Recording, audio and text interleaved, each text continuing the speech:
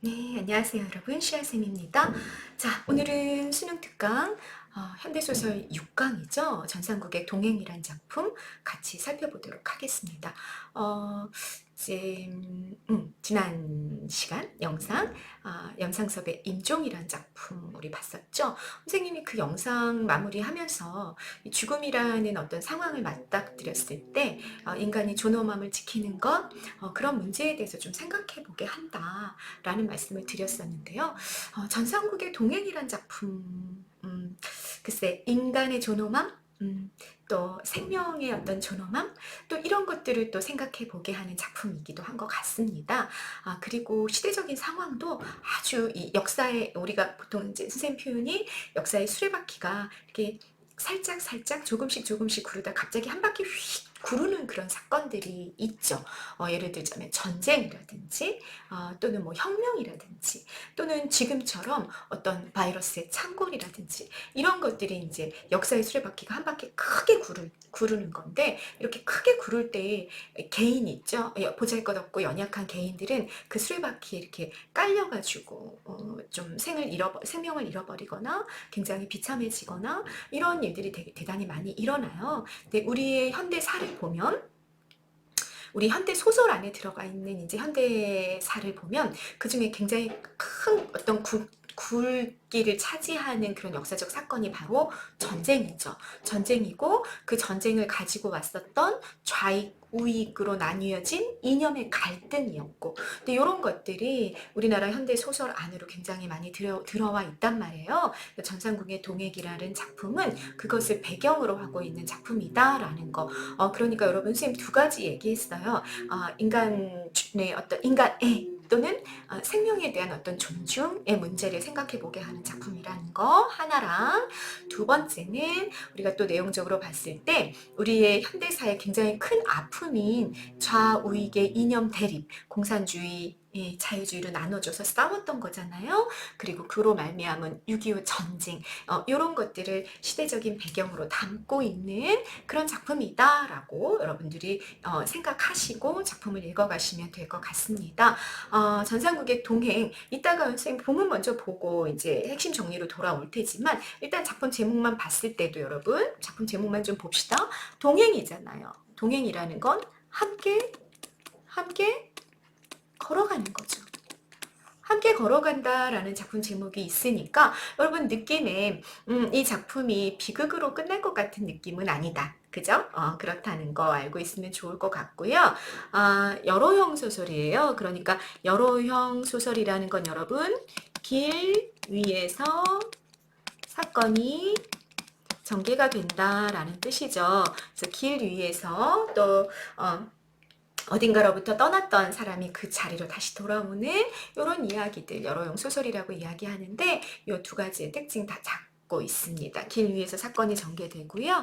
그리고 떠남과 돌아옴의 구조로 되어 있다 이런 거 알고 가시면 되겠습니다. 선생님이 미리 좀 짚고 싶은 게 전상국의 동행은요 아주 드문 3인칭 작가 관찰자 시점입니다.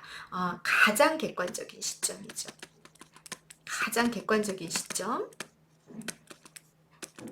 사실 잘 못해요. 이렇게 작가들이 은연중에 자기의 의도나 자기의 생각을 드러내게 돼 있어요. 그런데 전상국의 동행은 부분적으로는 전지작가 시점, 그 전지적 서술자의 생각이나 의도가 드러나지만 전반적으로 봤을 때는 가장 객관적인 작가 관찰자 시점을 취하고 있습니다. 그러니까 다시 말하자면 인물의 내면 심리는 어때? 내면 심리는 감추고 외양 행동을 관찰해서 묘사하고 대사 보여주는 방식으로 사건을 전개해 갑니다. 주로 그러니까 여러분 직접 제시, 인물 제시 방법으로 연결한다면 직접 제시 위주일 거라는 얘기입니까? 간접 제시 위주일 거라는 얘기입니까? 네, 답하실 수 있어야 돼요. 네, 간접 제시 위주가 될 거다라는 얘기입니다. 간접 제시가 거의 대부분 드러나게 될 거고요. 이렇게 되면서 여러분 너무 자연스럽게 내면 심리가 감추어지잖아. 내면 심리가 감추어지면서 그런데 사건 자체는 막 살인 사건 막 이런 걸 다루고 있단 말이에요. 그러다 보니까 굉장히 어떤 기법처럼 느껴지냐면 추리소설적 기법처럼 느껴지게 되는 거죠. 뭔가 정체는 바로 드러나지 않고 그 사람의 내면 심리는 드러나지 않은 상태에서 긴장도 고조되고 뭐 이러는 장면들이 나오게 될 거예요. 그래서 독자들이 굉장히 이렇게 막 흥미를 가지고 호기심을 가지고 궁금증을 가지고 스토리를 따라가게 만드는 그런 기법을 사용하고 있습니다. 그래서 그런 것들도 여러분들이 좀 주목해서 보시면 좋을 것 같습니다. 자, 작가 관찰자 시점이라는 아주 드문 시점이 이 소설에서 어떻게 드러나는지 선생님이랑 같이 확인하면서 본문을 읽어보도록 합시다. 네, 본문 상세 정리 들어가 보겠습니다. 앞부분 줄거리가 나와 있네요. 굉장히 중요한 정보들을 던질 거다 그랬습니다. 여러분 잡고 가는 거 놓치지 마십시오. 자, 보십시다. 큰 키의 사내. 큰 키의 사내는요, 사실은 여러분 형사예요. 혹시 공부했던 사람들은 알고 있죠? 이분 형사야. 이렇게 약간 폐병을 앓고 있는 그 기침을 이렇게 자주 하는 그런 사는 형사인데 한 번도 이 작품에서 내가 형사다, 내지는 억구한테 그런 사실을 밝히지도 않고 이 사람을 형사라고 일컫지도 않습니다. 정체가 밝혀지지 않은 그러나 형사라는 사실을 이렇게 대사나 과거 회상이나 이런 걸 통해서 이렇게 암시해주는 그런 사내가 이제 있는 거죠. 큰 키의 사내와 억구가 눈 덮인 산길을 가고 있습니다. 공간적 배경 나왔습니다. 그러면 잡고 가는 거 잊으시면 안 됩니다. 공간적 배경 보이고 있고요. 두 인물 소개됐습니다. 동행이란 작품 제목과 어울리는 두 인물은 누구구나? 큰 키의 사내와 억구구나. 이렇게 첫 문장을 읽으면서부터 인물이 누구고 공간적인 배경은 어디고 이런 것들을 잡기 시작하고 있다라는 얘기입니다. 두 사람이 이야기를 나누는데 춘천에서 벌어진 살인사건에 대한 이야기와 서로의 어린 시절에 대한 이야기를 나누고 있대요. 중심 화제가 이 본문 앞에서 뭐가 있었구나. 춘천에서 벌어진 살인사건은 현재와 관련된 사건이고 어린 시절에 대한 이야기는 과거와 관련된 사건인데 이 두 이야기를 나누면서 길을 걸어가고 있었구나 라는 거 알 수 있습니다. 큰 키의 사내는 중학생 때 토끼 잡던 이야기를 했대. 어린 시절 얘기에 큰 키의 사내 이 얘기였구나. 중학교 때 토끼 잡던 이야기였구나. 억구의 어린 시절 이야기는 뭐구나. 6.25 전쟁 때 득수를 죽이고 득수의 동생 득칠에게 아버지가 죽임을 당한 이야기를 하며 고갯길을 올라가고 있는 중이구나. 자, 공간 이동 나왔습니다. 공간 이동 보이고 있고요. 자, 중심 화제 가운데 여러분 놓치면 안 되는 거 이런 4번 문제 같은 걸 여러분들이 스스로 독해할 때도 놓치지 말고 주목해서 보셔라 그 얘기입니다. 시대적 배경과 관련된 사건이 눈에 들어온단 말이에요. 시대적 배경 여러분 뭐다? 6.25 전쟁이라고 나왔죠. 6.25 전쟁이란 시대적 배경 속에서 굉장히 비극적인 사건이 일어났구나. 억구가 어떻게 했구나. 동네 친구 득수를 죽이고 또 득수 동생 득칠에게 아버지가 과거에 죽임을 당한 사건이 있었다라는 거를 고백하는 거. 그거 여러분들이 놓치지 말고 잡으셔야 된다라는 얘기입니다. 시대적 배경과 관련된 거 잡으세요. 여러분, 억구는 어린 시절에 굉장히 소외감을 동네에서 소외감을 느꼈던 그런 아이예요. 친구들이 잘 안 놀아줬죠. 되게 가난하기도 하고 그런 어린 시절을 보내다가 그러다가 이 마을에 전쟁이 터지면서 인민군이 들어온 거예요. 근데 이 인민군들이 어떻게 했었냐면 이 가난하고 뭐 고통받고 비참하게 살아갔던 사람들을 좀 선동을 한 거죠. 선동을 해서 그 사람들한테 권력을 쥐어줬어. 권력을 딱 쥐어주니까 이렇게 그동안에 막 억눌려 왔던 이런 열등의식, 그다음 피해의식 이런 것들이 이렇게 폭발하는 거죠. 그래서 굉장히 이제 실제로 그런 일들이 되게 많이 일어났대요. 인민군한테 이제 정권을 갖게 된 그런 가난하고 비참하게 동네에서 살아가고 좀 소외당해 왔던 그런 사람들이 자기가 권력을 딱 쥐는 순간 막 휘두르기 시작을 한 거죠. 그래서 그렇게 휘두르는 과정 속에서 억구가 자기가 되게 어린 시절에 미워했고 자기를 따시켰던 소위 왕따시켰던 득수를 죽이는 그런 사건이 일어났던 겁니다. 근데 그렇게 있다가 인민군이 또 여러분 전선이 6.25 전쟁 때 정말 비극적이었던 게 마을이 이렇게 하나가 있어. A라는 마을이 있어. 그러면 인민군이 쫙 들어와. 인민군이 들어왔다가 여러분 인민군이 또 후퇴해. 전선이 이동했죠. 전선이 이동하다 보니까 이번엔 또 국군이 들어와. 또 국군이 후퇴하고 이게 계속 이 마을에서 막 왔다 갔다 했던 거잖아요. 그러면 그럴 때마다 인민군이 들어오면 가난한 사람들한테 정권을 주고 저 가난한 사람들이 권력을 휘두르는 과정 속에서 사람들이 죽이고 그런데 인민군이 딱 물러가고 국군이 들어와. 그럼 이번에는 또 반대의 일이 일어나. 그래서 가난한 사람들이 어떤 사람들을 죽였단 말이야 마을에. 그 마을 사람들이 우르르 몰려가지고 또 국군이랑 뭐 이런 사람들이 같이 이렇게 모여가지고 또 그 가난한 사람들을 죽이고 이게 막 여러 차례 반복이 되는 굉장히 비극적인 사건들이 있었단 말이에요. 근데 이게 여기 소설 안에도 들어가 있는 거죠. 그래서 득수를 죽이고 그랬는데 그 다음에 이제 국군들이 딱 들어오고 나니까 이제 득치리가 이제 이 억구랑 억구의 아버지를 잡아가지고 억구는 도망을 가요. 억구는 그때 이제 아버지가 도망가고 그리고 아버지는 이제 득치리에게 죽임을 당하는 네 그런 사건이 일어났던 거죠. 그게 과거 사건으로 제시가 됐습니다. 그리고 나서 여러분 여기서 굉장히 중요한 별표 체크하고 가십니다. 굉장히 중요한 공간 이동이 일어나요. 고갯길을 올라갑니다. 공간의 기능 여러분 별표 체크 3개 하십니다. 고갯길을 올라갑니다. 그런데 여러분 이 소설뿐만 아니라 뭐 이효석의 소설도 그렇고 이 여러용 소설의 굉장히 많은 부분에서 고갯길을 올라간다는 건 여러분 굉장히 힘들잖아요. 우리가 고갯길은 이게 헉헉 대면서 올라가게 되죠. 그래서 이렇게 올라갈 때 긴장감이 고조되는 사건이 여기 배치가 돼요. 작가들이 그런 기법을 굉장히 많이 사용을 하는 거죠.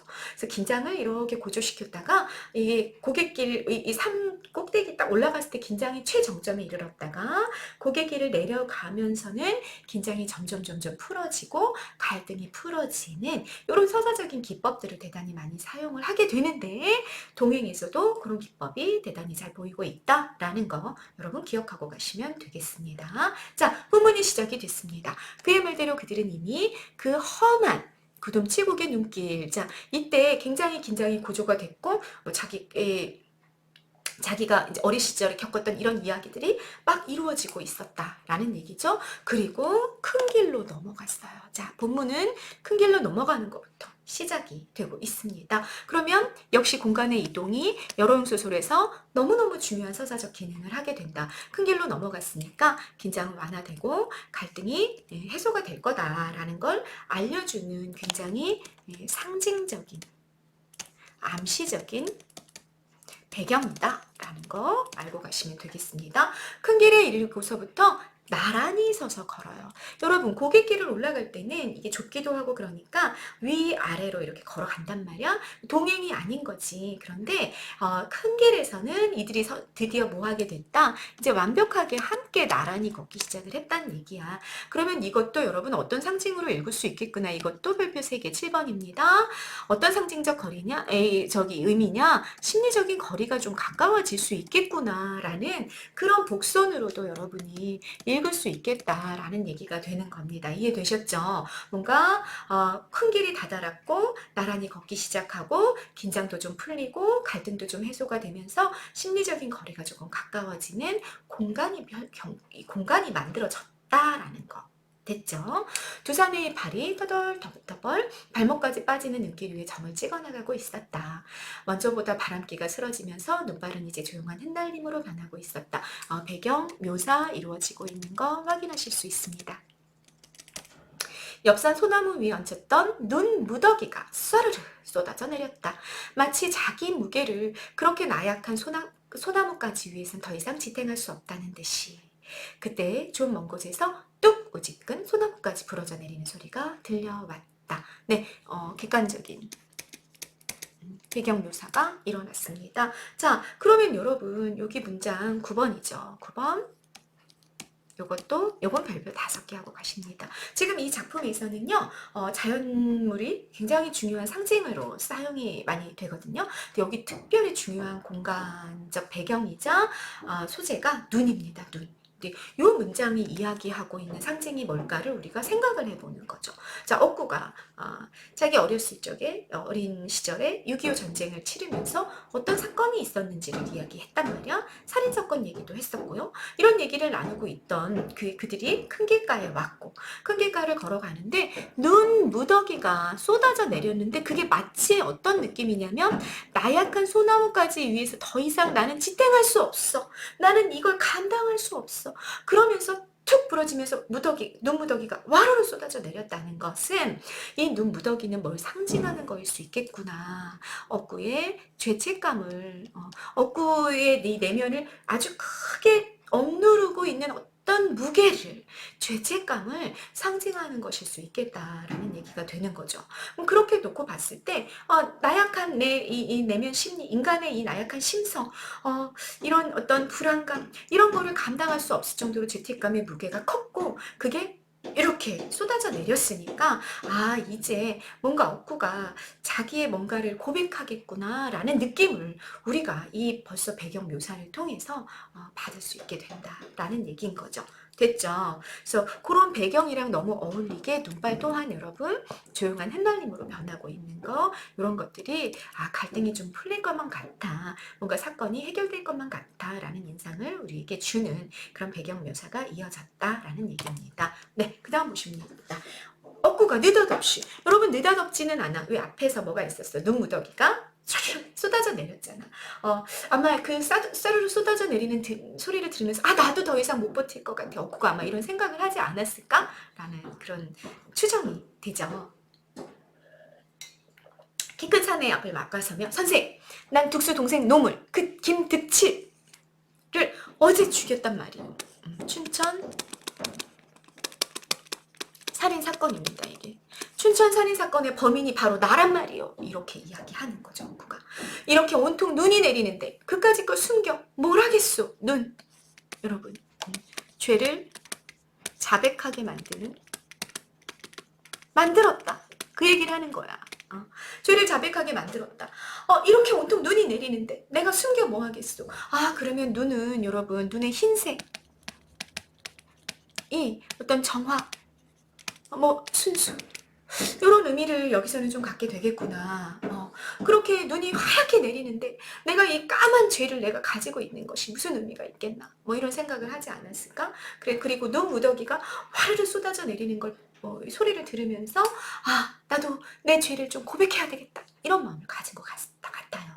선생은 아주 추악한, 사람을 몇씩이나 죽인 무서운 놈과 함께 서 있는 게, 난 어떻게 하겠수. 아마도 억구가 이 사람이 자기를 잡으러 온 어떤 형사가 아닐까라는 추정을 하고 있는 것 같은 대사죠. 난 어떻게 하겠수. 나 사람 몇이나 죽였수. 내가 이 전쟁 때는 득수도 죽였고 득수 아버지도 죽였고, 그리고 나 며칠 전에 춘천에서 나 김득칠이 그 득수의 동생 걔도 내가 죽였어. 어떻게 하겠수. 이렇게 물어봤어요. 그러면서 한 걸음 큰 키의 사내 앞으로 다가섰습니다. 대단히 위협적으로 느껴지지 않았을까요? 그죠? 그래서 큰 키의 사내는 후딱 몇 걸음 물러서며 오버 주머니에 오른손을 잽싸게 넣었어요. 여러분, 뭘 건지 느낌이 딱딱 오죠? 그런데 이거 다 지금 뭐야? 행동 묘사예요. 그의 시선은 억구가 양복 윗주머니에 불룩한 것을 움켜쥐고 있는 것에 머물러 있었습니다. 역시 객관적인 관찰이죠. 지금 다 뭐만 이루어지고 있는 중이야? 쭉 여러분, 간접 제시만 이루어지고 있는 중이야. 관찰만 하고 있다고요. 관찰만 하고 있기 때문에 도대체 큰 키의 사내가 오른손을 잽싸게 넣었는데 그 오버주머니 안에 뭐가 들어있는 건지, 또 큰 키의 사내가 막 주목해서 보고 있는 억구의 양복 윗주머니에 불룩한 걸 억구가 딱 움켜쥐고 있는 이게 도대체 뭔지, 칼 아니야, 칼? 막 아무것도 모르겠는 거야. 추리 소설적 기법이 되는 거죠. 추리소설적 기법이 되면서 독자들도 굉장히 이후의 사건을 막 긴장감 있게 바라보게끔 하게 만들어주는 그런 간접 제시, 객관적 관찰, 이런 것들이 이루어지고 있다라는 얘기입니다. 자, 선생님 10번, 11번 이렇게 정리해 놨습니다. 억구를 굉장히 경계하죠. 나 살인자야, 나 살인자, 나 몇 사람이나 죽었어, 나 어떻게 할 거야, 이러면서 딱 나가서니까 억구를 경계하는, 긴장이 막 고조되는 그런 간접 제시가 있었고요. 또 그의 이 사내가 억구의 자꾸 양복 그 윗주머니 불룩한 걸 보고 있단 말이야. 흉기를 숨기고 있지 않을까, 이런 생각을 하는 거지.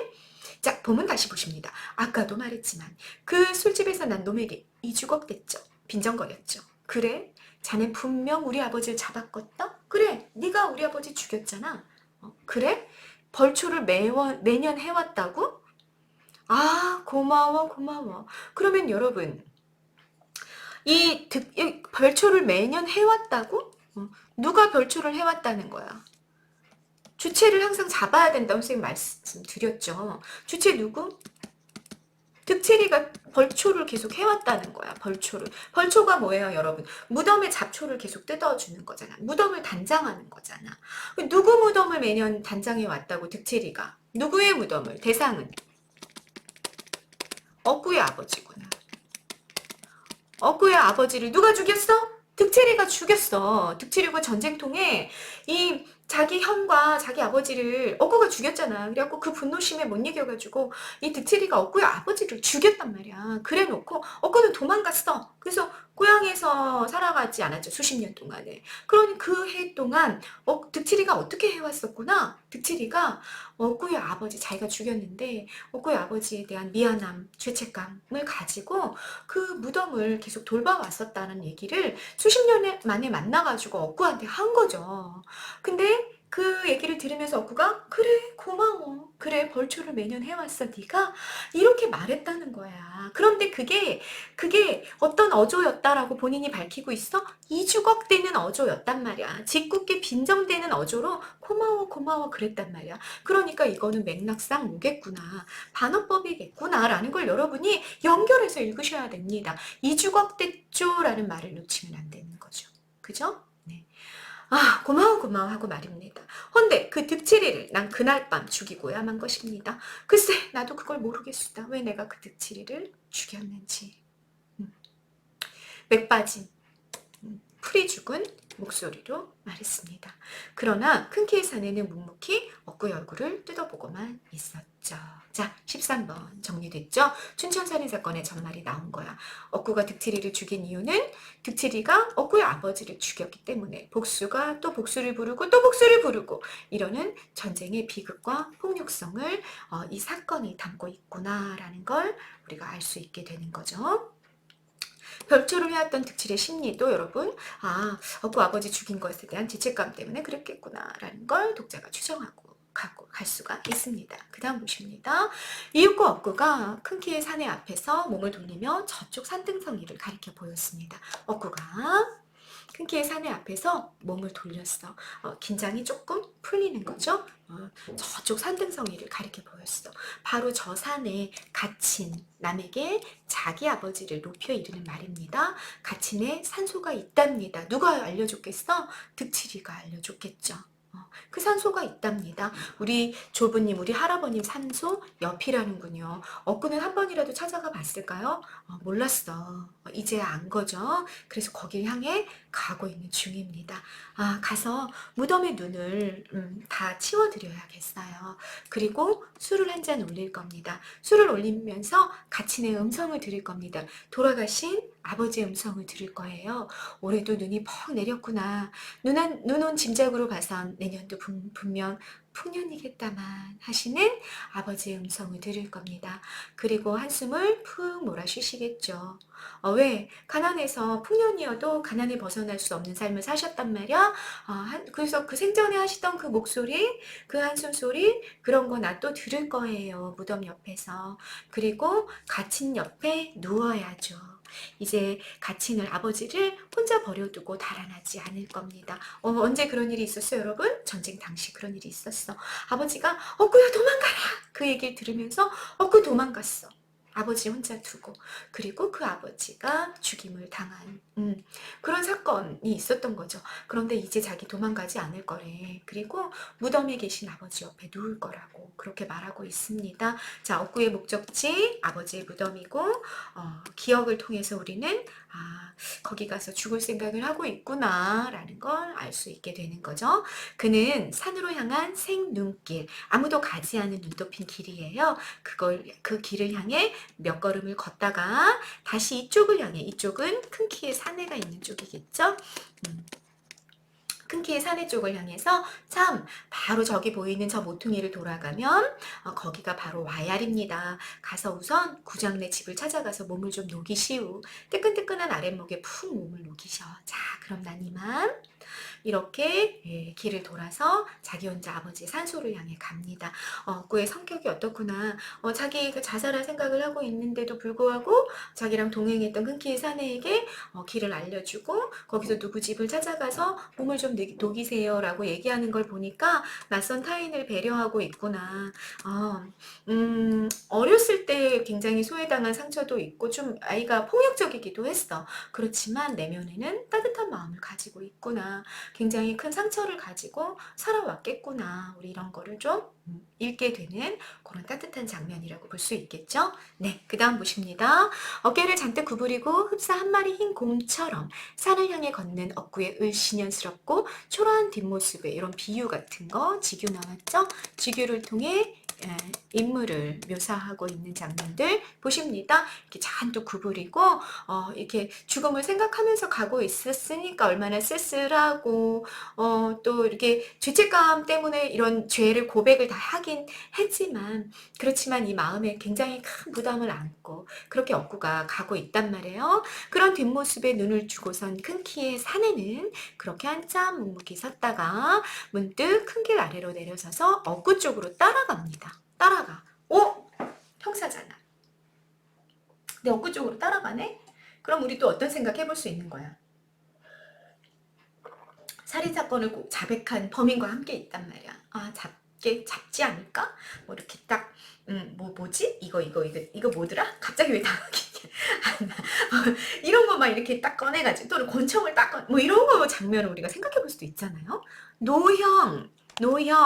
처음 만났거나 가깝지 않은 남자 어른들 사이에서 상대편을 높여 부르는 2인칭 대명사입니다. 가끔씩 여러분 이런 것들도 주목해서 보실 필요가 있죠. 노형, 당신, 뭐 이렇게 부르는 거야. 말소리에 속에 강인한 무언가가 깔려 있는 듯 싶었다. 여러분, 이게 3인칭 작가 관찰자 시점에서 작가들이 택해야 되는 전형적인 서술어가 바로 이런 표현이에요.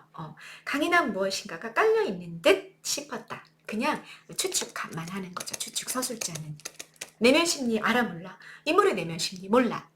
그래서 이렇게 추측하는 듯한 서술, 뭐뭐 하는 것 같았다. 뭐뭐 하는 듯 싶었다. 이런 표현을 하게 되는 3인칭 작가 관찰자, 굉장히 객관적인 시점이 되는 거고, 특히 이런 어떤 살인사건 이런 것과 맞물려 갔을 때는 아주 추리소설적인 기법이랑 잘 어울리는 시점이 만들어지게 되는 거죠. 따라가면서 뭔가 말투가 강해. 노형 잠깐 하는데 말투가 강한 거야. 뭐 뭐가 각오나 다짐이나 뭐 이런 게 있는 것 같은 느낌이지. 바지가랑이를 대걱거리며 걸어가던 억구가 주춤 멈춰서 이쪽으로 몸을 돌려. 큰 키의 사내가 성큼 다가가는데 오버 안주머니에 손을 넣었어. 뭔가 움켜진 자세였어. 긴장감이 느껴지는 거지. 그죠? 자, 기억과 니은, 선생님 18번 정리했어요. 별표색입니다. 서술자가 갖는 태도, 객관적인 관찰자의 태도를 유지하면서 인물의 내면 심리는 추측하는 어투를 사용하고 주로 외향이나 행동을 묘사하거나 대사를 제시하는 간접 제시를 사용하고 있단 말이야. 그게 여러분 연결 별표 5개. 어떤 효과를 가지고 오느냐? 호기심, 궁금증을 증폭하고 상상이나 판단력을 높이는 효과. 막 독자가 막 머리가 돌아가는 거죠. 얘가 지금 총을 꺼낼 것 같아. 막 이런 식의 생각을 막 하는 거죠. 그러면서 긴장이 다시금 고조가 됩니다. 억구는 몸을 추스르며 큰 키의 산의 거동을 이렇게 묵묵히 보고만 있었죠. 억구 앞에 멈춰선 큰 키의 사내가 할 말을 잊은 듯 멍청하니 고개를 위로 이렇게 고개를 약간 젖히고 입을 해 벌린 채로 생각하는 표정을 짓습니다. 그 생각하는 표정 위에 눈이 내려앉고 있었습니다. 자, 여러분 여기 우리 왜 이렇게 멈춰서서 이렇게 하늘을 쳐다보며 생각하고 있을까? 내적 갈등 중일 것 같구나 라는 느낌 받는 거죠. 그리고 여기서부터는 큰 키 사내의 내면 생각입니다. 그러면 여러분 여기서는 여러분 뭐로 시점이 전직 작가 시점으로 바뀌었다. 이렇게 얘기하게 될 수 있죠. 이게 100% 3인칭 작가 관찰자 시점을 사용하는 건 힘듭니다.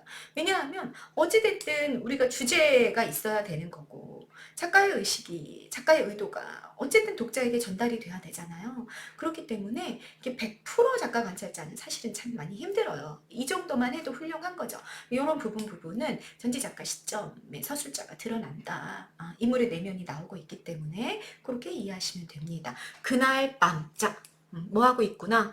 이 큰 키 사내가 과거 회상을 다시 시작했구나 라는 거 알 수 있죠. 난 생물 선생네 담을 빙빙 돌고만 있었지. 내 키보다도 낮은 담이었어. 난 거푸 담을 돌고만 있었지. 만약 내가 담을 넘어 들어간다면? 그러나 난 담을 넘어서는 안 된다고 생각했다. 담이란 남이 들어오지 말라고 만들어 놓은 거니까. 들어오지 말라는 걸 들어가면 그건 나쁜 짓이니까. 그건 도둑놈이지. 난 나쁜 놈이 되는 건 싫었으니까. 여러분, 이 그날 밤 사건이 뭐랑 연결되어 있냐면요. 앞부분 줄거리 여기야. 중학교 때 토끼 잡던 이야기랑 연결이 되어 있어요. 이렇게 앞부분 줄거리는 굉장히 중요한 본문을 이해하는 굉장히 중요한 정보를 던진단 말이야. 자, 새끼 토끼를 잡았어. 그리고 생물 선생이 자기 집으로 가지고 갔지. 그리고 뭐라고 얘기했냐면 그거를 해부하고 잡아먹을 거다 이런 얘기를 선생님이 해줬단 말이야 학생한테. 내가 그 얘기를 알고 있어. 이제 새끼 토끼는 내일이면 죽는구나 그 사실을 아는 거죠. 그래서 어떻게 한 거야. 그날 밤 생물 선생님 집을 찾아갔다고. 그런데 키보다 낮은 담이 있었어. 그러니까 넘어가는 거 어렵지 않았지. 넘어가서 새끼 토끼가 잡혀있는 그 우리로 가가지고 데리고 나오면 되는 거였다고. 그런데 어떤 생각을 했다고? 담을 넘어서는 안 돼. 담은 남이 들어오지 말라고 만들어 놓은 거니까. 들어가면 나쁘니까. 그건 도둑이야. 난 도둑이 되기 싫어. 이런 생각을 했다 그 얘기야. 그리고 나서 또 이런 생각을 다시 합니다. 무서웠던 거야. 사실은 이란 말을 집어넣으면 좋지 않을까 싶어요. 사실은 무서웠던 거야. 나는 담만 돌며 생각했지. 오늘 갑자기 생물 선생님이 무서운 개를 얻어다 놓았을지도 몰라. 걔한테 물리면 어떡하지? 또 어쩌면 선생님이 설사가 나서 변소에, 옛날에 변소가 화장실이 바깥에 있었거든요. 변소에 뭉클여 앉아있을지도 몰라. 그러면 내가 이렇게 담을 넘어 들어가는 걸 생물 선생님이 딱 발견하고 나 딱 잡으실 수도 있잖아. 그럼 어떡해? 그러니까 두 가지 생각을 하는 거야. 내가 그때 왜 담을 넘어서 새끼토끼를 구하지 않았을까? 남의 담을 넘는 건 나쁜 짓이니까. 이 생각이 하나가 있고, 에이, 사실 너 무서웠잖아.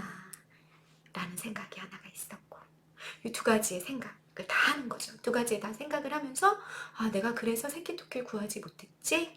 라는 생각을 한 겁니다. 자, 내적 성찰입니다. 23번. 너무 중요합니다. 이 사건의 이 결말 부분을 이해하고 이 큰 키의 사내의 어떤 심리를 이해하는 핵심 사건이라고 과거 사건을 이해하실 수 있습니다. 생각을 정리해보면 새끼 토끼를 구하지 못했어. 생명이 죽었어. 생명이 죽었는데 자기한테 살릴 기회가 있었다고요. 살릴 기회가 있었는데도 자기가 그걸 놓쳤던 이유는 첫 번째, 도덕적 규범을 지키기 위해서였다라는 자기 합리화, 자기 변명이죠. 담을 넘어가는 건 나쁜 짓이야. 이건 윤리, 도덕에 어긋나. 그걸 하면 도둑놈이야. 그래서 난 안 넘어간 거야. 라는 자기 합리화, 자기 변명이 있고, 또 하나, 리을이죠. 여기 무서웠던 거. 사실은 자기가 소심하고 용기가 없어서 새끼토끼를 구하지 못했다라는 부끄러움의 고백. 우리가 이거를 자괴감 이렇게 얘기하죠. 요 괴가 여러분 부끄러울 괴자예요. 자기 부끄러움을 고백하는 거죠. 이때 여러분 이 과거 사건 속에서 담은 이 큰 키의 사내가 어린 시절에 뛰어넘지 못했던 도덕적 규범이야. 나쁜 건 하면 안 돼. 억구랑 연결한다면 살인자를 풀어주는 건 죄야. 나쁜 거야. 공범이 되는 거야. 이런 생각이 도덕적 규범에 해당이 될 겁니다. 담이 그런 상징적 의미를 가져요. 됐죠? 자, 25번 별표입니다. 5개. 왜 갑자기 억구보고 노용 잠깐 강인한 뭔가가 담겨 있었고 안주머니에 손을 딱 집어넣은 채로 왜 생각이 갑자기 빠져 들어가는 거야? 과거 사건이 갖는 서사적 기능이 뭘까? 너무 중요한 거죠. 핵심입니다. 담 때문에 토끼를 구하지 못한 과거가 이 사내에겐 지속적인 죄책감으로 남아 있었으며 현재의 상황 또한 그것과 유사하다는 생각을 사내가 하고 있는 게 아닐까. 현재 이 상황이 내가 그때 이 나에게 평생의 트라우마로 남았던 그 생명을 구하지 못했다라는 그 자책감의 그 부끄러움의 그 사건과 지금 사건이 대단히 유사한 것 같다라는 생각을 사내가 하고 있다는 느낌이 들죠. 그래서 서사적 기능, 전쟁의 폭력성을 대변하는 인물처럼 보이는 억구. 억구라는 인물이 사실은 가장 불쌍한 전쟁의 피해자이자 지켜야 하는 생명이라는 진실을 부각하는 기능이 있습니다. 그러니까 여러분, 자꾸 이 새끼토끼를 살려내지 못했던 그 과거를 회상하고 있다는 얘기는 결국은 새끼토끼는 뭐구나. 현재의 억구구나, 사내에게서는. 이런 걸 우리가 생각해 볼 수 있게 되는 거죠. 네, 억구는 여러 사람을 죽였어요. 그렇지만 물론 그건 죄죠. 그건 벌 받아야 하는 죄는 맞아요. 그렇지만 그 죄를 저지르기 앞서서 그 굉장히 불행한 개인의 역사도 있었고 역사적인 어떤 불행한 전쟁의 사건도 있었고 그럼 그런 걸 통해 본다면 억구라는 존재 또한 우리가 지켜야 될 생명이구나 라는 생각을 큰 키의 사내가 했다라는 얘기를 우리가 이 과거 회상을 통해서 알게 되는 거죠. 그 다음 보십니다. 아니 선생, 남을 불러놓고 왜 그렇게 하늘만 쳐다보슈? 억구가 말했다. 나쁜 놈이 되기가 싫었던 거야. 담을 넘는다는 건. 반복하죠. 큰 키의 사내가 한 걸음 물러섰다. 생각하는 표정을 거두지 못한 채. 자, 생각하는 표정을 거두지 못했다는 거 여전히 내적 갈등에 빠져 있습니다. 그러면 여러분, 여기 내적 갈등은 뭐겠다? 억구를 체포할 것인가? 아니면 풀어줘야 될 것인가? 내적 갈등이 되는 거죠.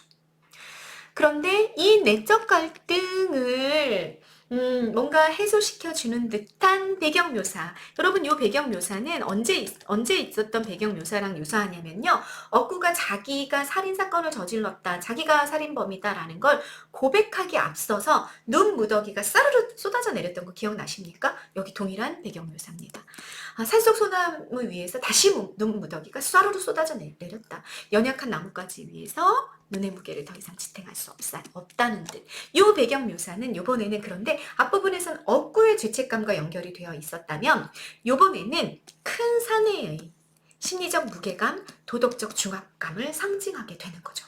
그게 쏟아져 내렸단 말이야. 이제 그게 풀릴 거라는 걸 암시하는 상징적 배경 묘사가 다시 나타났습니다. 중요하다라는 거 느낌 오시죠? 억구 다시 다그쳤어. 선생님 발이 시립니다. 내가 여기 얼어붙어야 좋겠어? 왜 이렇게 불러놓고 말도 안 해. 자, 그럼 저는 다시 갑니다. 다시 몸을 돌려 산을 향했어. 그가 몸을 돌리는데 억구가 몸을 돌리는데 그 깡통한 양복 윗주머니에 삐죽하니 이옥들이 소주병 노란 덮개가 드러나 보였어. 그럼 여러분, 이것도 상징이죠. 서사적 기능이 있는 거죠. 뭐야? 이 큰 키의 사내가 억구에 이 윗주머니 볼록한 거 혹시 칼 같은 게 들어있나? 이런 의심을 했었단 말이야. 얘가 아직도 이 칼 같은 거 갖고 다니면서 흉악범 이런 생각을 하게 만들었는데 알고 봤더니 그게 뭐다? 칼이 아니고 소주병이었다라는 사실이 탁 드러나는 거죠. 그래서 억구에 대한 경계와 의심을 풀게 만드는 매개체입니다. 됐죠? 그래서 이런 소주병의 기능, 이런 것들도 보고 가십니다. 순간 망설였던 큰 키의 사내 얼굴에 결의의 빛이 스칩니다. 잠깐! 다시 몸을 돌리게 만들었죠. 됐죠? 자, 29번 여러분, 쏴르르 쏟아져 내렸다. 억구에 대한 결단, 어린 시절의 상처를 앞으로 극복하게 될 거다. 사내의 심정 변화가 자연물을 통해서 형상화되는 서술상의 특징이 나타났다. 이런 거 굉장히 중요하죠. 서술상 특징. 자연물이 이렇게 눈무더기가 와르르 쏟아져 내리는 걸 보면서 사내가 아마도 어린 시절의 그 자책감, 그 자괴감을 벗어버리겠구나 라는 거 암시해주게 됩니다. 라는 얘기가 되는 겁니다. 자, 어떤 결의의 빛이 스쳤고 내적 갈등 이제 끝났겠죠? 여러분 어떻게 되겠어요? 억구를 풀어주는 쪽으로 결말이 나타날 거라는 거 이미 앞에서 다 암시가 된 겁니다. 자, 넘어갑니다. 마지막입니다. 큰 키의 사내가 오버주머니에서 손을 뺐어. 그리고 불쑥 억구 앞으로 내밀었어. 나는 담만 돌았지 무서웠던 거야. 담을 넘어가는 게 나쁘다는 게 아니라 무서워서 사실은 그랬던 거야. 그런 얘기를 하는 거죠. 자, 32번 여러분, 요 문장 잘 보고 가세요. 두 사람의 관계가 인간적으로 바뀌었음을 알려주는 행동 묘사가 나타났어요. 뭐냐면 여기야. 큰 키의 사내가 오른쪽 오버주머니에서 서서히 손을 빼는 겁니다. 아마도 수갑이든 총이든 있지 않았을까 싶은데 거기서 이렇게 손을 빼는 거죠. 그럼 여러분 뭔가 내가 손을 이렇게 주머니 속에 놓고 있다라는 건 뭔가 마음의 문을 열고 있지 못하다는 거, 또는 뭔가 이렇게 좀 경계심을 갖고 있다는 거, 뭐 이런 것들을 상징적으로 보여주는 행동이 될 수 있다는 거예요. 그런데 이렇게 손을 뺐잖아. 손을 뺐으니까 이제 경계심이 완전히 풀렸구나 라는 걸 상징적으로 우리가 읽고 갈 수 있고, 그러면 둘의 관계는 조금 더 가까워지고 인간적으로 바뀌게 되겠구나 라는 걸 알려주는 행동 묘사가 된다라는 얘기야. 여기만 그렇다? 아니다. 다른 작품들에서 그렇다. 그 얘기입니다. 그리고 뭔가를 손을 탁 앞으로 내밀었죠. 그러면서 무서웠던 거야 이렇게 말해. 33번 별표입니다. 새끼 토끼를 구하지 못했던 과거 사건에 대한 반복되는 내적 진술인데요. 이 반복 진술은 현재 사건과 관련돼서 새로운 의미를 이제 가지게 돼요. 왜? 결의의 빛이 스쳤잖아. 그리고 손도 뺐잖아. 그러니까 이 진술은 반복됐지만 다른 의미를 갖게 된다는 거야. 도덕적 규범에 얽매여 용기를 내지 못했던, 무서워서 생명을 구하지 못했던 과거를 반성하고 억울하는 가엾은 생명을 살리겠다는 다짐이 어디에 들어가 있는 거다? 여기에 들어가 있는 거다. 그 얘기입니다. 됐죠? 이걸 나한테 주시는 겁니까? 억구가 물었다. 예, 드리는 겁니다. 아까 2개비를 제가 피웠으니까 18개비가 남아있을 겁니다. 눈이 이렇게 많이 왔으니 올해는 담배도 풍년이겠죠? 그러니 제가 지금 드린 담배는 하루에 꼭 1개비씩만 피우셔야 합니다. 18개비를 두는데 꼭 1개비씩만 피워야 되네. 뭘 줬어요, 여러분? 담배를 줬어요. 담배를 주면서 꼭 1개비씩만 피우십시오. 하루에 1개비씩만 피우십시오. 이렇게 말했어. 응? 그러면 이 말은 여러분 어떤 메시지를 담고 있구나? 자살하지 말고 계속 생명을 이어가십시오 라는 의미를 담고 있는 거지. 당신 오늘 죽으면 안 돼요. 내일도 담배 1개비 피고 내일 모레도 담배 제가 드린 담배 1개비 꺼내서 꼭 피셔야 됩니다. 이렇게 얘기해 주는 거야. 그러면 이 담배는 상징적인 의미, 또 이 소재가 상징적 의미를 갖게 되는 거죠. 인간에 대한 사랑, 인간에 대한 연민, 자유와 생명을 향한 존중, 위로와 위안이라는 상징적인 의미를 가지게 되는 거죠. 그 담배를 건넵니다. 큰 키의 사내 얼굴에 엷은 미소가 번지고 있었습니다. 이 외양 묘사에 내포된 정서 여러분, 내적 갈등을 완전히 회수한 상태에서 느끼는 홀가분함, 만족감 이런 것들이 엷은 미소에 담겨 있죠. 그리고 그는 담배 한 갑을 받아든 채 멍청이 서 있는 억구에게서 몸을 돌려. 그리고 마치 눈에 홀린 사람처럼 비척비척 큰 길을 향해 걸어갑니다. 자, 이거 뭐로 읽으셔야 돼요, 여러분? 플러스로 읽으셔야 돼. 장기침을 몇 번 끄끄하면서 폐가 좀 안 좋아. 기침을 하는 사람이에요. 근데 이런 것들을 모두 다 여러분 플러스로 읽으셔야 됩니다. 자, 왜 여러분? 요 정서랑 연결이 되어 있기 때문에 그래요. 이렇게 계속 연결해서 읽을 때 비척비척 하니까 뭔가 힘이 없나? 이렇게 읽으면 안 된다는 거야. 기침을 몇 번 하네? 뭐가 좀 아픈가? 이렇게 읽으면 안 된다는 거야. 이거 모두 다 홀가분함과 만족감, 뭔가 자유로워진 그런 느낌, 이런 것들을 의미하게 된다. 그 얘기야. 아셨죠? 그리고 눈, 상징적인 의미. 마치 눈에 홀린 사람처럼 그렇게 눈길을 걸었다. 갈등이나 죄책감을 순화하고 정화하는 매개체로 눈이 계속 보이고 있다라는 것, 사건이랑 연결하면서 이해되실 겁니다. 걸어가는 그의 등 뒤로 마치 울음 같은 억구의 외침이 따라왔습니다. 하루에 꼭 1개비씩 피우라고요? 쉼표 나오죠, 여러분? 꼭 우리도 쉬어야 돼. 쉬어서 읽어야 돼. 꼭 1개씩 피우라고요. 이 말 뭐야, 여러분? 어떻게 읽어지는 거야, 이제? 제가 계속 살아도 된다고요? 제가 용서받아도 된다고요? 이렇게 억구가 물어보는 거죠. 그러면서 그는 느닷없이 웃음을 터뜨렸습니다. 살인자인 자신을 이해하고 살아남아 달라는 큰 키의 사내의 마음에 고마움을 느끼는 거죠. 웃음을 터뜨리고 눈 덮인 산속 아직 눈 조용히 비껴 내리고 있는 밤이었다. 이렇게 아주 감각적인 배경 묘사로 40번도 발표입니다. 결말이 마무리가 됐습니다. 여러분 억구가 어떻게 했는지는 안 나와요. 안 나오고 그냥 아주 시각적인 눈이 하얀 눈이 이렇게 막 이렇게 흩날리는 것도 아니고 아주 조용히 한방눈이 이렇게 내리는 그런 밤으로 문장이 끝납니다. 우리 이런 감각적인 배경 묘사 여운을 남기죠. 이런 감각적인 배경 묘사로 끝나면 항상 여운이 남아요. 여운이 남으면서 여기 같은 경우는 억구가 어떻게 하는지 알 수 없는 열린 결말이 되는 거죠. 이렇게 그래서 굉장히 감동의 여운을 길게 남기는 마무리가 되었습니다. 여러분 억구 어떻게 했을까요? 살았을 것 같죠? 살았을 것 같고요. 아버지 무덤을 찾아갔다가 그 다음에는 자수하러 아마 경찰서로 가지 않았을까? 뭐 이런 상상을 우리가 하게 만드는 그런 결말이었습니다. 네. 됐죠? 되게 재미있는 소설이었죠? 본문 핵심 정리 마무리하십시다. 여러분 여러용 소설 이해되시죠? 길 위에서 모든 사건이 일어났고 고향을 떠났던 억구가 전국을 방황하던 억구가 고향으로 다시 돌아오는 이야기였습니다. 그리고 여러분 성장소설입니다. 별표하시죠? 누구가 성장한 게 먼저 느껴지십니까 여러분? 선생님은 큰 키의 사내가 성장한 것 같아요.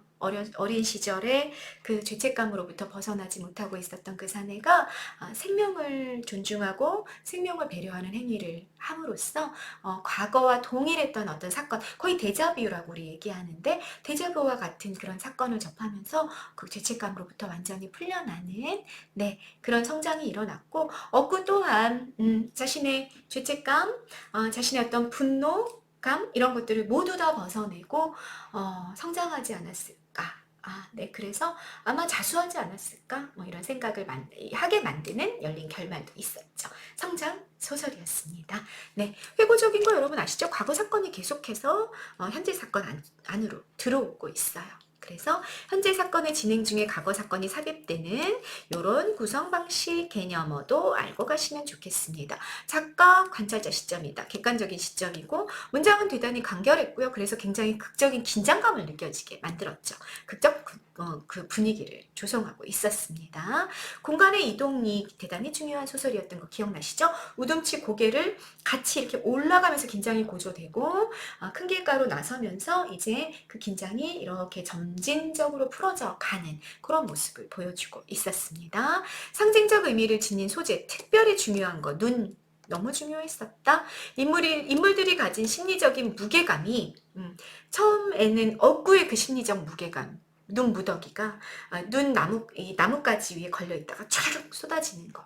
그리고 마지막에서는 큰 키의 사내가 갖고 있는 그 내적인 갈등, 풀어줄 것인가 말 것인가, 그 내적 갈등과 그 과거 사건, 그 새끼 토끼를 구하지 못했다라는 그 자괴감, 이런 것들이 눈의 무게를 통해서 너무너무 잘 보여지고 있었습니다. 또 열린 결말, 여운 여러분 다 확인하셨습니다. 네, 추리소설적 기법을 활용하고 있는 아주 긴장감이 넘치면서 재미있는 소설을 통해서 우리가 인간의 어떤 존엄함 이러는 걸 지키는 것은 우리가 최대한 타인을 배려하고 타인의 생명을 사랑하고 그 타인의 생명을 지키기 위해 애써주는 마음 이런 것이 정말로 인간애고 인간의 존엄함을 지키는 방법이겠구나 이런 생각을 하게 만들어주는 그런 소설이었습니다. 여러분 큰 키의 사내가 억구를 풀어준 거 잘한 것 같아요? 잘못한 것 같아요? 여러분이라면 어떻게 하셨을 것 같습니까? 네. 선생님이 그런 질문을 좀 여러분에게 던지고 싶습니다. 한번 고민해 보시는 시간이 되셨으면 바라고요. 네, 이번 영상 여기까지 찍겠습니다. 감사합니다.